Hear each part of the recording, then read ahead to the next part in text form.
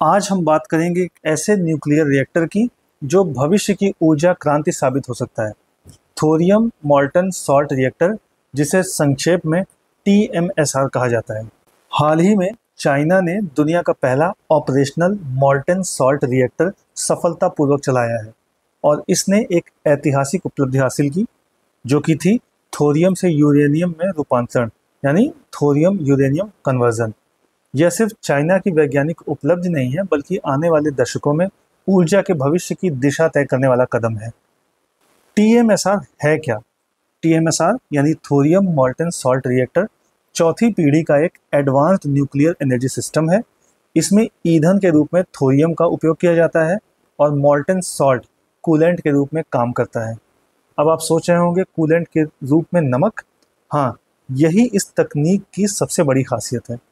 पारंपरिक nuclear reactor में पानी का इस्तेमाल होता है जो हाई प्रेशर पर काम करता है, लेकिन मॉल्टन सॉल्ट रिएक्टर्स एटमॉस्फेरिक प्रेशर पर काम करते हैं। इसका मतलब है कम जोखिम, ज़्यादा स्थिरता और बेहतर तापीय दक्षता यानी थर्मल एफिशिएंसी।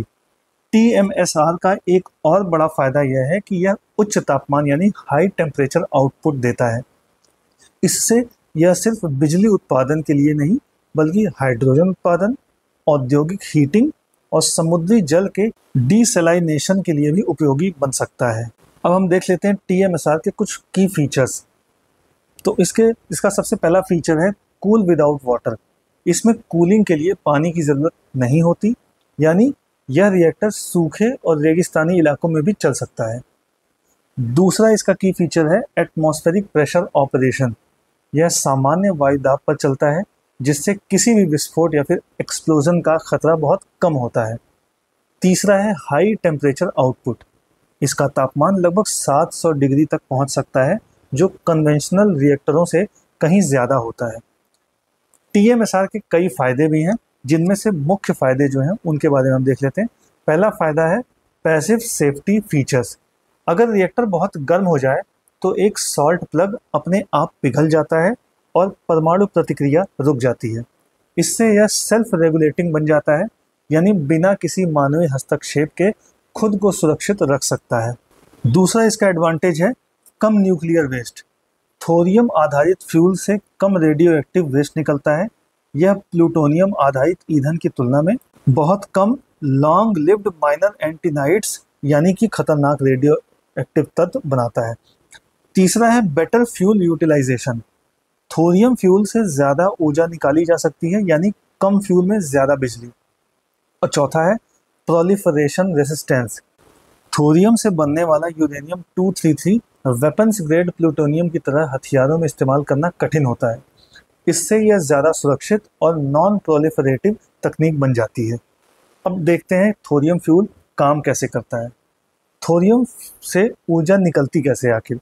थोरियम खुद फ्यूल नहीं होता, बल्कि फर्टाइल मटेरियल होता है, यानी इसे पहले यूरेनियम 233 में बदलना पड़ता है ताकि यह फिशन में भाग ले सके। थोरियम 232 जो प्राकृतिक रूप में पाया जाता है, रिएक्टर में न्यूट्रॉन के साथ प्रतिक्रिया करके यूरेनियम 233 में बदल जाता है। यही यूरेनियम 233 असल में फ्यूल की तरह काम करता है, यानी कि थोरियम खुद फ्यूल नहीं है, थोरियम से यूरेनियम 233 बनता है और फिर वो फ्यूल की तरह काम करता है। थोरियम की खास बात यह है कि यह प्रकृति में यूरेनियम से लगभग 3 गुना ज़्यादा पाया जाता है, लेकिन इसका उपयोग सीमित है, क्योंकि इसे निकालना और प्रोसेस करना महंगा और बहुत ज़्यादा जटिल है। अब देखते हैं इंडिया का थोरियम प्रोग्राम क्या है। इंडिया, जो कि थोरियम की सबसे बड़ी शक्ति माना जाता है, भारत के पास थोरियम के सबसे ज़्यादा भंडार हैं। विशेषकर केरल और ओडिशा की तटीय रेतों में पाए जाने वाले मोनाजाइट सैंड्स में लगभग 8 से 10% थोरियम होता है। इसके अलावा थोरियम आंध्र प्रदेश, तमिलनाडु, वेस्ट बंगाल और झारखंड में भी मिलता है। इंडिया ने अपनी परमाणु नीति को 3 चरणों में बांटा है। 3 स्टेज न्यूक्लियर प्रोग्राम है इंडिया का, और इसका तीसरा चरण है पूरी तरह से थोरियम आधारित ऊर्जा उत्पादन पर केंद्रित। पहला चरण है प्राकृतिक यूरेनियम से ऊर्जा बनाना। दूसरा चरण था प्लूटोनियम और फास्ट ब्रीडर रिएक्टर से, और तीसरा है थोरियम यूरेनियम चक्र यानी thorium fuel cycle.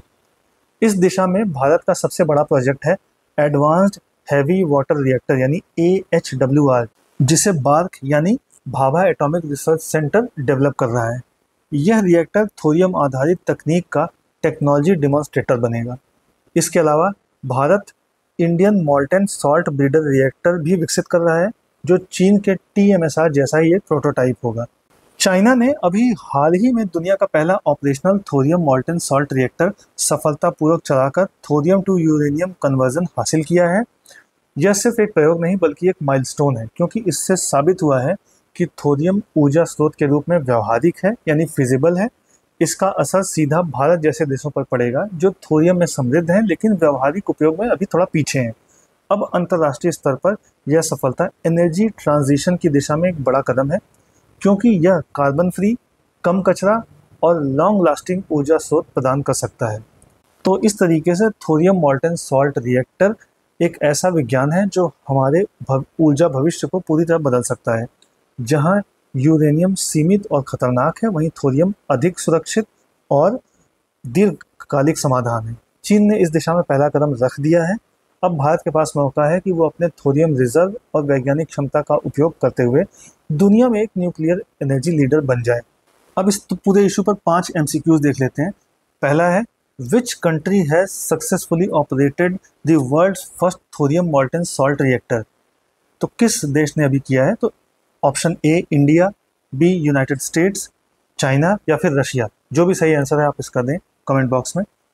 Second question है, what is used as the coolant in a thorium molten salt reactor TMSR। TMSR में कूलेंट के रूप में किसका यूज किया जाता है? Option A heavy water, option B molten salt, option C liquid sodium या फिर option D carbon dioxide. Third question है, which isotope of thorium is naturally occurring and used in TMSR। TMSR में thorium के कौन से isotope का use किया जाता है? तो थोरियम 230, थोरियम 231, थोरियम 232 या फिर थोरियम 233। इसका जो भी सही आंसर है आप कमेंट बॉक्स में लिखें। अगला क्वेश्चन है, what is one key safety feature of molten salt reactor. यानी मॉल्टेन सॉल्ट रिएक्टर का कौन सा एक सेफ्टी फीचर है इनमें से? Option A automatic shutdown due to a melting salt plug when overheated. यानी कि ओवरहीट होने पर एक सॉल्ट प्लग होगा जो मेल्ट कर जाएगा अपने आप। Option B requires continuous water cooling, यानी पानी से लगातार उसे कूल करना पड़ता है। Option C operates at high pressure, ज़्यादा प्रेशर पर ये ऑपरेट करता है। या फिर option D uses solid fuel rods, इसमें सॉलिड फ्यूल रॉड का यूज़ होता है। जो भी इसका सही आंसर है आप कमेंट बॉक्स में लिखें। लास्ट क्वेश्चन है, in India's nuclear programme which stage focuses on the use of thorium. यानी इंडिया का जो न्यूक्लियर प्रोग्राम है, जो 3 स्टेज का न्यूक्लियर प्रोग्राम है जैसा कि हमने वीडियो में बताया था, उसमें किस स्टेज में थोरियम के यूज पर फोकस किया गया है? स्टेज 1, ऑप्शन बी है स्टेज 2, ऑप्शन सी है स्टेज 3 या फिर ऑप्शन डी तीनों ही स्टेज में इसका यूज होता है। तो इसका जो भी सही आंसर है आप कमेंट बॉक्स में लिखें। वीडियो अच्छा लगा हो तो लाइक, शेयर और कमेंट करें। इसी तरह के और भी अपडेट्स जानने के लिए सब्सक्राइब करें एजलेसनेस।